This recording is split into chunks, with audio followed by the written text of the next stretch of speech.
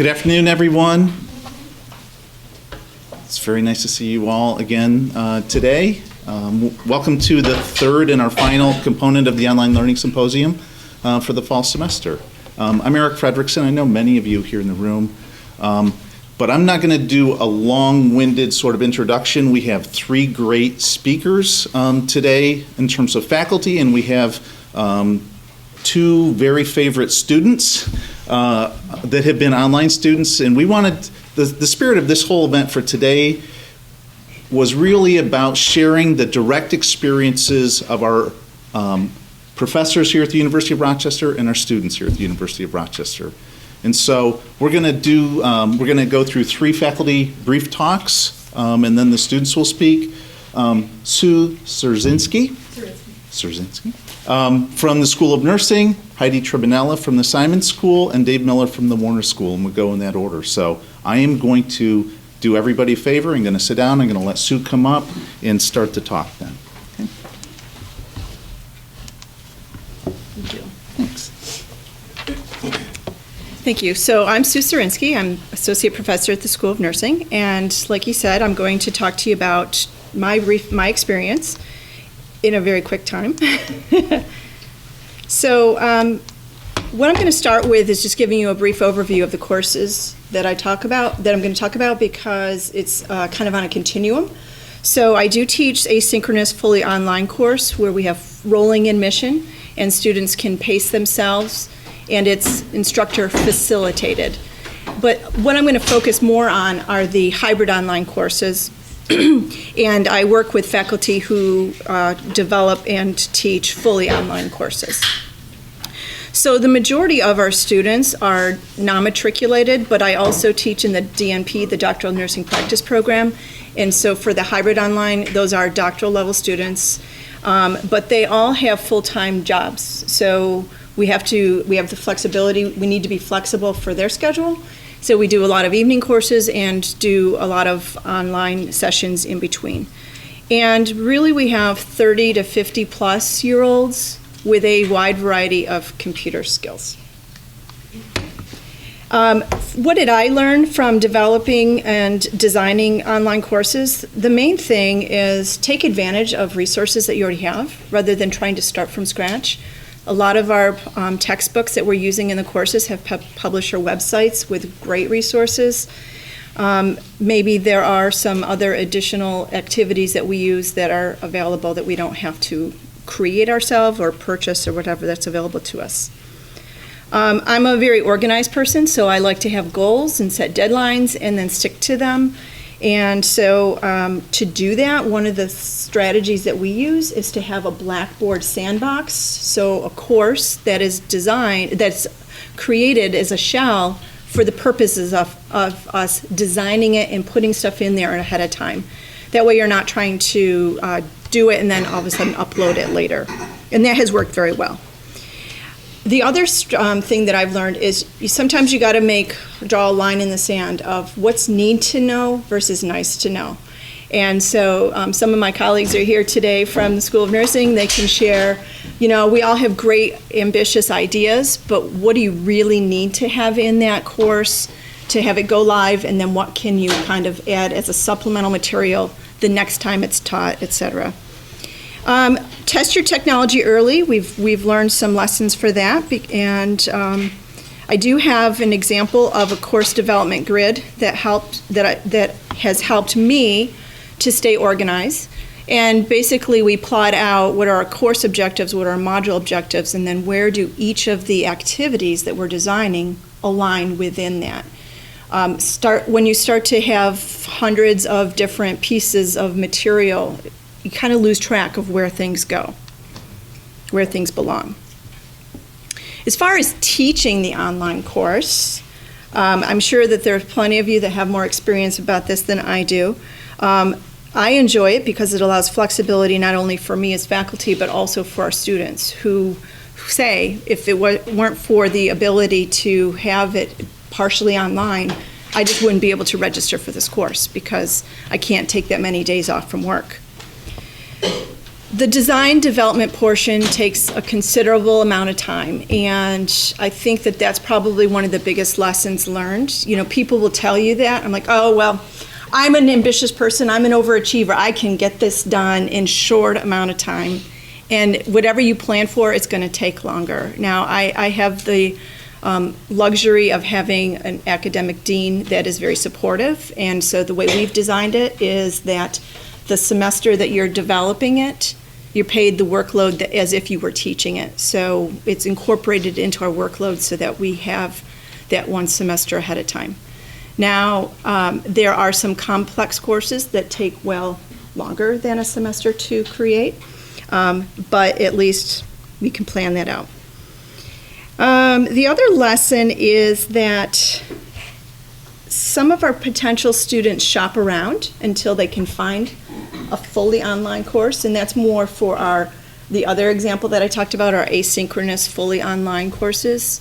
We have customers from all over the country that are shopping around trying to find a microbiology course or a statistics course that's fully online, and if you say, well, we have one in-class session to meet and greet, they're not going to sign up for our course. So we've worked hard to truly make it fully online. As far as resources, what I have learned from teaching, I couldn't do it without my technical resources, which are sitting in the back of the room today. But if you know what your resources are ahead of time, you can prepare for those technical difficulties. As far as what I thought for my students, because of their variable computer skills, I thought, well, I was skeptical at first. Is this really going to work? And I'll have to tell you that the students have exceeded my expectations every single time. So something about working through some of those technical challenges makes them step up to the plate. But I've had students do online presentations, and it's unbelievable the quality of the work that they're able to do. I use VoiceThread a lot, and I don't know if we'll have any time today to talk about VoiceThread, but Andrew Wolf, our online educational coordinator at the School of Nursing, hooked me up with that resource, and I've used it consistently now for the last 3 times I've taught the hybrid online course, and it has allowed the flexibility for asynchronous communication, so you don't have to do a Blackboard Collaborate or GoToMeeting everybody at the table at the same time. So I love that feature. It has given me a lot of flexibility. So as far as keeping connected with the students, doing little posting to keep the student connected, it goes a long way. And as far as what I would like to share with you, I think that it's important for you to understand that upfront cost and time and effort does pay off. So it allows you the flexibility later on, but you got to put the effort in up front. For what worked well for me was having an exemplar. So Andrew hooked me up with a course that had all this technology that was great, and what can I pick from as far as, oh no, I'm not interested in doing that. So having a visual resource for me was really helpful. One of the lessons learned and the takeaway is make sure you have really clear directions for your students, and maybe some of our students will say that, but a lot of times I would work with somebody who was putting up, here's a link to a website. Well, what am I supposed to do with that website? Am I supposed to spend 20 hours searching around that, or do you want to just show me that it's a resource? So providing clear directions so that the students know what to do with that. And sometimes that takes a lot of time to put it in a way, but then if you respond to their questions, you got to tweak it a little bit. Find a mentor who will give you honest feedback, and like many things that we do in our careers, patience, persistence, and passion is my takeaway for how to successfully teach online. Thank you. You're welcome.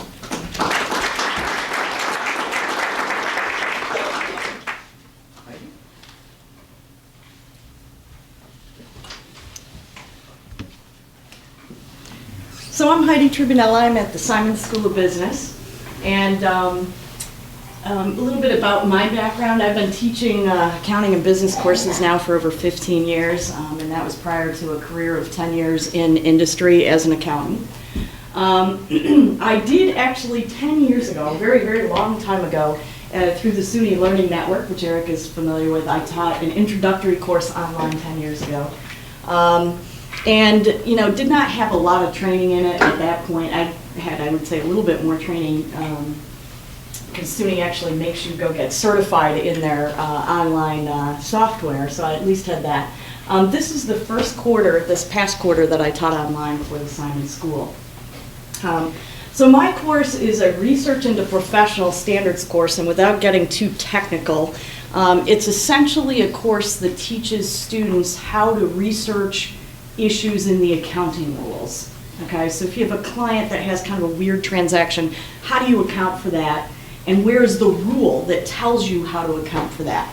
We have an online tool now in accounting. Our standards used to be chronological. They are now organized by topic and are online, so there is an online tool to do that research. And so this course kind of teaches them how to do that, as well as we talk about international financial accounting standards, US accounting standards, and governmental accounting. It's a little bit of a catch-all course for the MS and accountancy program. The reason we put this course online was we have a heavy population of international students who extend their program in the hopes of getting an internship to help them land a job in the US. And this course is kind of their final course before graduation.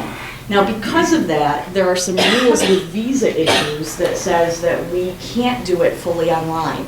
It has to be a hybrid. So what we did is we had them come back physically on campus to take a real exam in class, right? But that was the only thing that we did in class. Next year, just to kind of make sure we're safe on the visa process, we're going to add a review session to just before the final. So some lessons I learned is start early. I was very glad I started early. I started in the summer. We are not compensated to develop it. I need to have the dean of the School of Business talk to the School of Nursing. And I have to say, I would say administrative-wise, I think Simon is not used to teaching courses online, and so we don't have a big staff supporting online and doing development of online courses. But I had the wonderful help of Lisa Brown and Eric Fredrickson, who were kind enough to spend their time with me and give me their template, which gave me a great starting point. So I like to break things into modules and then determine the dates those modules are going to run. And what I did is I developed learning objectives for each module and then tied specific learning activities to each objective.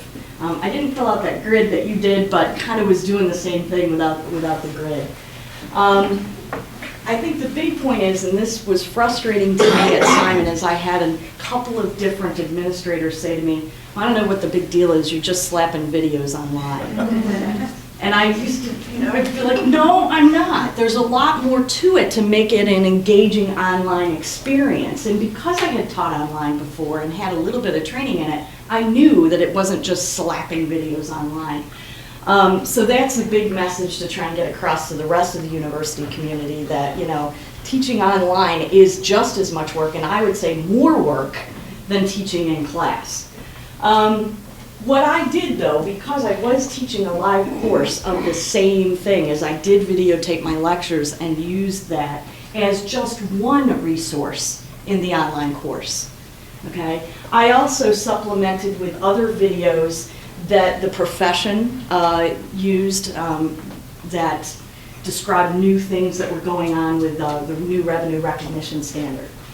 Again, this online template that was provided by Eric and Lisa was incredible. And Lisa was my go-to person with any questions, and she's just a wonderful resource. And I don't overwork her too much, though. I hate to give her away because I want to keep her for myself.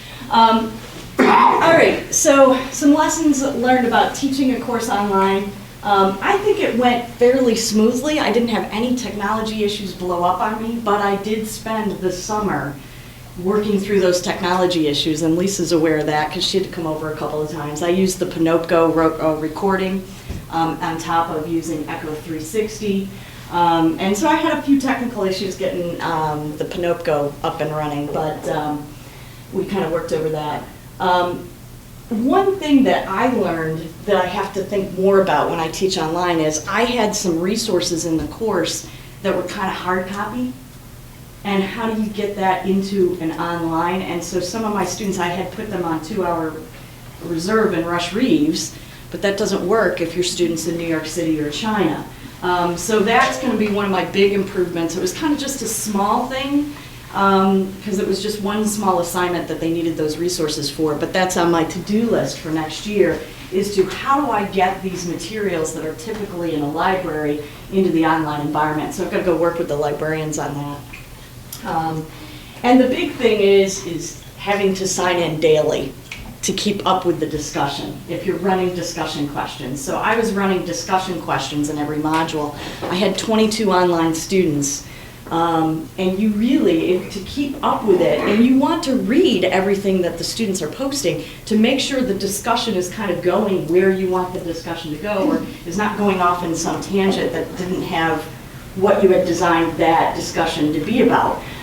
So that was, I found, challenging, because I really didn't get a course reduction for putting this online, and I am a heavy teaching faculty member at the Simon School. I teach about 9 courses a year for the Simon School, so I was doing this on top of my course load. So what I did find is there would be days at 8 o'clock at night I would go, oh, crud. I forgot to sign into the online. It might have been something a little more serious than oh, crud, but, but I would get on there at 10 o'clock and catch up. I think, I wanted to kind of look at kind of advantages and disadvantages. I think the advantage is you're not tied to a specific lecture time, so it does give you a little bit more flexibility. And I actually saw more class participation in an online environment than I see in the live class, and I don't think that's usually something people think about. But the people that I deal with in class are mostly international students. They come from China. They do not like to talk in class. And when you try and force them to talk in class, it's really quite painful for them. And what I found is through doing it in an online environment where they could just respond electronically, they were way more engaged than they were in a live classroom. And so I had a very pleasant experience with the discussion questions, and really got to see some students that I thought really didn't have much to offer really shine in the online environment. So that was really kind of a neat thing, I think, for the students as well. And for our students, this was a really big advantage to them. I had students that were doing internships in Washington, D.C. With the PCAOB, which is the Public Company Accounting Oversight Board. I had people at PepsiCo doing internships, and they didn't have to come to Rochester every week. So they could take advantage of these wonderful professional opportunities that they wouldn't have had we forced them to come back to class in Rochester. Unfortunately for us, Rochester does not have the opportunity for all of these students, and so they have to travel elsewhere. Some big disadvantages, though: it's definitely time consuming to make this organized and keep up with the discussion. I would have to take, a couple hours a day, really, at the end of the day, and sign in with online and kind of keep up and grading and all of that, grading their discussion. Big thing for me was remembering to sign in. So there is a big time-consuming component of online. So some things I would share with you: start early, to plan appropriately. Don't think you can do it in a couple weeks. I took my summer to do it, which was painful for me because I'm a big summer freak and I like to be on the water, not in front of a computer. But it was a good experience. I did use a variety of technology. I used the Echo 360 at Simon that videotapes my lectures. I used Pinocchio for stuff that was specific to that course. And then I also searched videos that I had from the American Institute of Certified Public Accountants that were very applicable. If you can get the template from Eric and Lisa, I highly recommend it. It was very well organized, had a lot of stuff in there from a regulatory standpoint that we need to do for ACA, things that I wouldn't have thought about. So that has all been kind of done for you. And then again, thinking about what the resources that you use in your course, how do you get it in an online environment? That was the one mistake I made, is I had that one thing that I needed in the library. I've got to look at, can I get that same resource in an online environment? So that's my improvement for next year. All in all, though, I have to say, for the first time through, I was very surprised I didn't have anything blow up majorly. And it was a good experience for both me, and anecdotally, I asked the students when they came in for the final, I said, how did you like it? Was the course organized? Oh, yeah. I said, is it worth me doing it online again, or should I bring it back into the classroom? And they were like, no way, you really should do it online. It was they felt it was a very good experience for them, so I was happy about that. And I will hand it over Cool. to the next person. I'm Dave Miller. I'm an assistant professor here at Warner, and my two areas of focus are entrepreneurship and online teaching and learning. And I get to talk a little bit about my courses and some of my experiences today. So, oh wow, it's smaller here on here. I think I'll look up here. Raffaella Barassi and I developed a course called Online Teaching and Learning. And it's the first course in a certificate track that we have here at Warner for teaching teachers how to teach online. And that has also evolved into a master's degree in online teaching and learning that has recently been approved by New York State.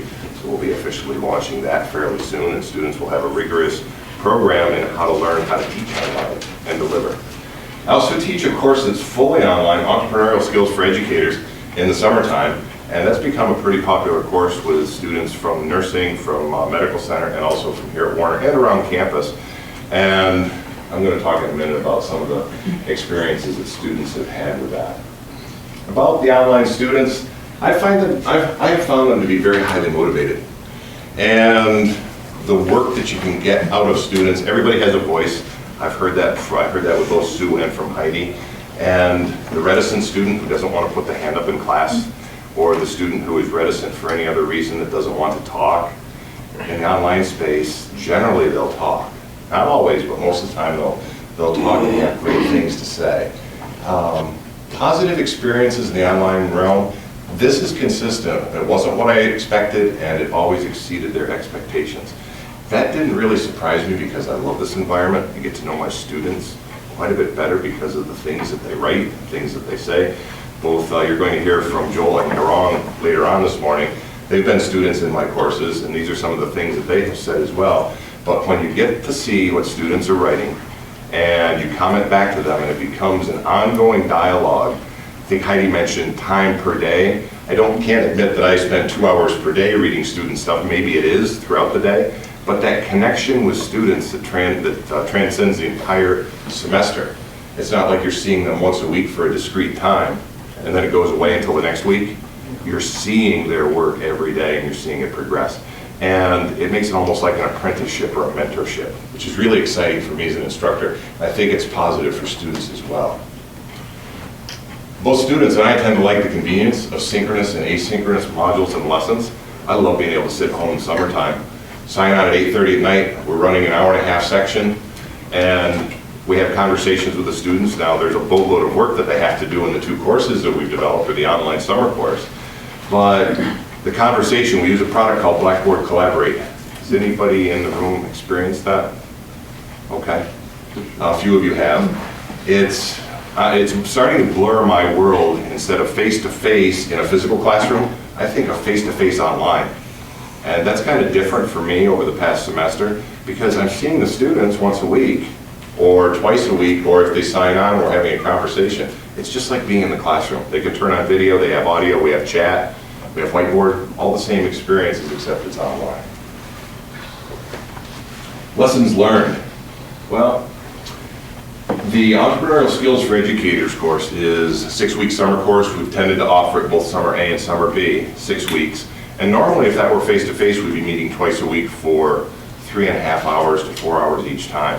Summertime online, there's a lot of asynchronous work that students do. So they sign up through online, they grab the work, they do it. There's discussion boards, there might be interaction with me through email or through chat during the week. Well, once a week we get together through Blackboard Collaborate and have, with the whole class, and have pretty intensive conversations. Seldom lecture. Most of the time it's conversation that's ongoing. Some other lessons. Consistent early on development of community of learners. This is probably my favorite thing right here. I forgot that this doesn't shine on the TV screen. I always tend to put an assignment out there before the course starts. And some of the students like it, a few have pushed back, but most of the time they recognize the value of it later on. Before the course starts, rather than just getting the email from the instructor, I do that as well, but they will have their net ID, they have to sign in, they have to do some work in Blackboard before they come to the first class meeting. And usually that's an introduce yourself and read the introductions of the other students.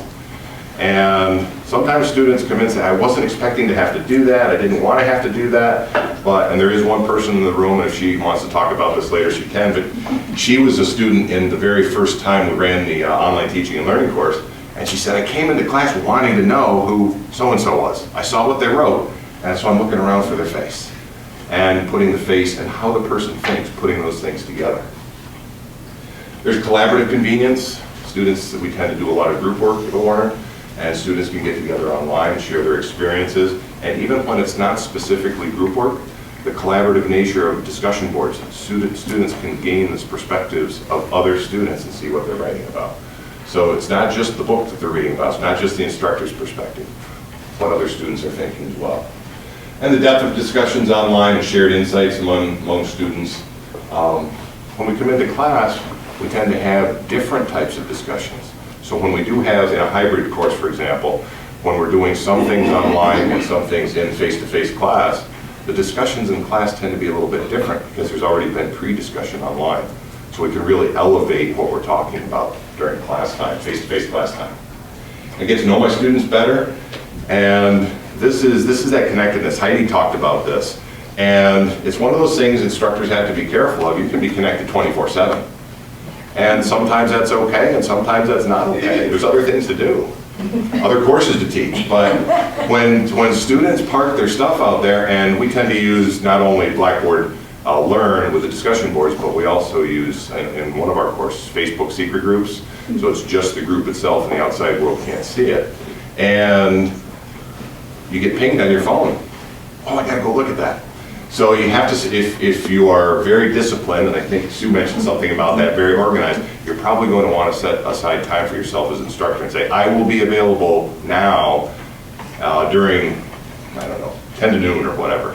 I tend to be available all the time, but it is a big time killer. But students do appreciate a quick turnaround for comments. How do you do that? Well, if you have your phone, you have your iPad, your computer at home, if that stuff is always there, you do have to disconnect from the other things you're doing, go in and reply to the student, but then it's done. And I like it because then I don't have to remember anything, and I have this great big archive of stuff that I can go back to if students ask a question later on. What were we talking about again? I just do a quick review, and then I have the background before I ever engage with the student again for this in-depth discussion. I already mentioned I get to know my students much better and can mentor them in differentiated ways.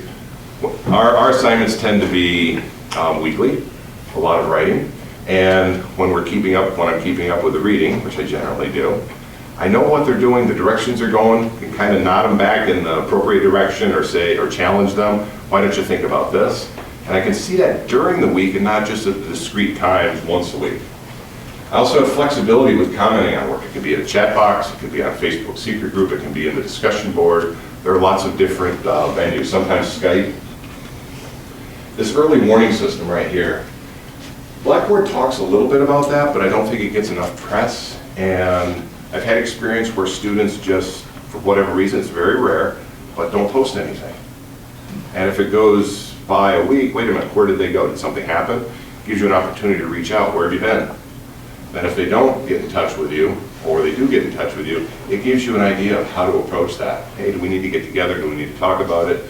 And it's an early warning system of whether they need more focus, more instruction. I'm going to reflect what Sue and Heidi both said. There is a substantial investment in transitioning from face-to-face to online. It's probably going to be a boatload of work the first time you go through it. I find it easier after I've gone through it the first time to just keep producing the course, but another part of this is you never stop improving. The students give you feedback. I like this, I don't like this. And for example, the online teaching and learning course, we've run it 4 times. We've tweaked it a little bit, one substantial revision, but then tweak it each time to continuously improve it. And that does take a time investment. The next one, students learn and practice differently. That's kind of my focus in the things I like to read about, things in the research, things I like to talk about. Instructors need to understand not only their practice is going to be different in online, is something as simple as how often do I want to stay connected? Do I want to be connected 24/7 or don't I? To there's a lot more reading because students are producing all this written work. But the instructor has to know that students are going to practice differently as well. Not every student who comes into online learning is a natural with it.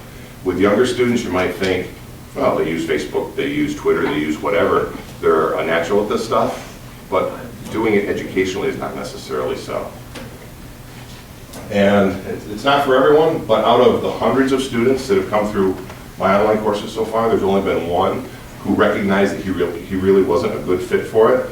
And the work he produced, it was the early warning system, and we talked about it, and he just didn't like the format. Everybody else has been very positive about it. So, front-end focus on planning. This echoes what Heidi and Sue were talking about. You have to think the course all the way through the end. There's no winging it. If you do an online course and it's just post some videos and you get partway through, students will challenge you. And if the course isn't well planned out all the way through, it's kind of tough to navigate and recalibrate the course while you're trying to do all the online stuff.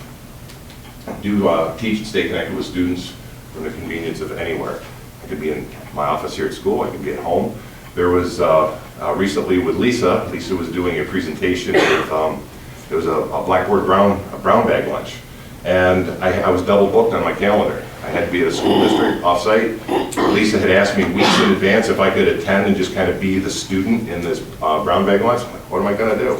So I left here a half hour early, went to the school site, hopped on their wireless, and joined Lisa's classroom. So one of our students here has also taught a course online, and he was able to do that from, without stealing his thunder, but he was in Brazil and taught the course, taught at least 2 or 3 weeks from there. So that was pretty cool. You'll probably work more the first couple of times. Heidi, I'll echo what you said every week, but I haven't found it to be a lot more work. I've done this so many times. Maybe I'm just desensitized to it. But it is more work the first couple of times you do it. Well, that was the first time for me, so that's why it's more okay. work. It will get easier, but there's always that extra writing that you have to read, especially if you're doing discussion. Yeah. And I just find it fun, convenient, and definitely just as rigorous. And the students always comment. We do the full survey at the end. It's all the questions that the Institute asks us to ask, and Warner asks us to ask of students. But we also put our own survey questions in there as well. And students always comment that it was a lot of work, but I'm glad we did it. So every bit as rigorous as a face-to-face course. And now for students.